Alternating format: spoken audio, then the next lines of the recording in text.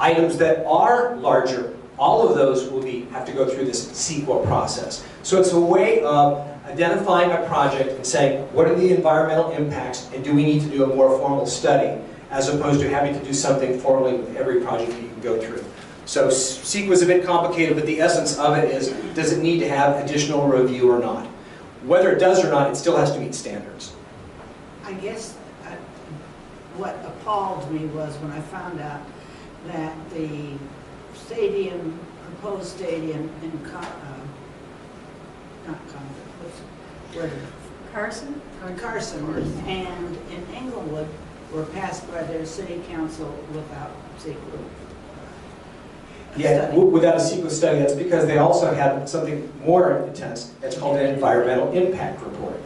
Okay, so if they're going through a full environmental impact report, you've got traffic studies, you've got environmental studies, you've got water runoff, you've got a lot of things that CEQA doesn't necessarily deal with. So they're all similar. It sounds like they're similar, but if they've done a full environmental impact report, that's the best protection you're going to get.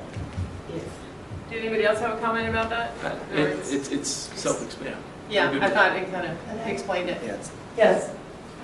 On that environmental issue, Dan, were you involved in the planning commission when Wesley Plaza was basically denuded of all its trees? We're going there. Okay, no, the tree issue. Here we go. So I'm standing, thank you. What's your first name? Sorry. Pat. Pat. So I'm at Bank of America making a deposit, and all of a sudden I hear chainsaws. Like, what's this? So I actually walked into the Regency Center and demanded to see the manager. I identified myself as being on the planning commission. He says, we have all of our permits. I said, I'd like to see them. So sure enough, he pulls them up all online, and he has all the permits. So I'm thinking to myself, how is it the planning commission doesn't know anything about this? So I get on the phone and I call Joel Price, I called the city, and I said, what's going on here at the boulevard, or on Westlake Boulevard? He said, well, they have full approval. I said, to cut down some of these oak trees? I said, why doesn't the planning commission know about this? They said, well, this was a over-the-counter approval. Over-the-counter approval? Really? City council members, I've asked each and every one of them, tell me about your knowledge about this permit process and this over-the-counter approval. And the answer was, none of them. What? Yeah. No one on the planning commission, no one on the city council knew anything about it. Now the question is, well, how could that happen? When you go to the city, there are things that are called over-the-counter approvals. We actually fill out a piece of paper, and so long it meets certain guidelines, they approve it.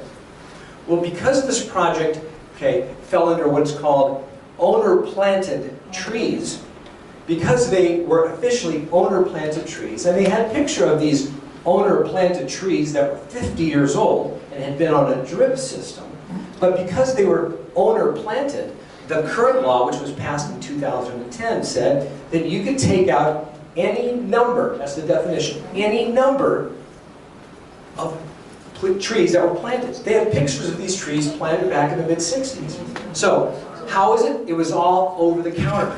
Okay? So it's all over the counter. So that's the answer to your question. What's going on now is between a tree committee, the planning commission, the staff, the citizens, all groups have gotten together, and 5 separate bodies have not been able to agree on it. It's now going back to staff, and what I've suggested, and what was quoted in the paper yesterday, what I'm suggesting is have a tree committee that's ongoing, not that they just bring them together for 3 or 4 or 5 meetings. Bring them together so on an ongoing basis, if somebody wants to make changes to landscaping that involve trees, that you ask the citizens, so we don't end up with this over-the-counter approval ever again. Chris? Well, why that would even happen in the first place is because the Planning Commission approved it in 2010 that there was an exemption between owner-planted trees and naturally growing trees. And, well, Planning Commission has to approve it first. And then council actually added that commercial properties could use the owner-planted exemption. Now, my proposal is very simple, just restore the tree ordinance to where it was before, and you're not going to have those kind of problems.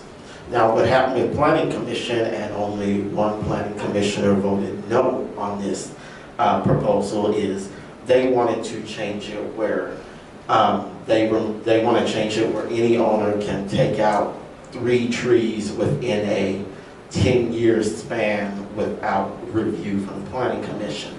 This actually is almost worse than what was in place before. And we saw what a disaster that led to at Westlake Plaza. Now, as I said, I'm for restoring the oak tree ordinance to where it was before. Now, this isn't to put blame on anybody, but planning commission has got to be held accountable for the changes it makes to the to ordinances. And although some people run here with now on the plan.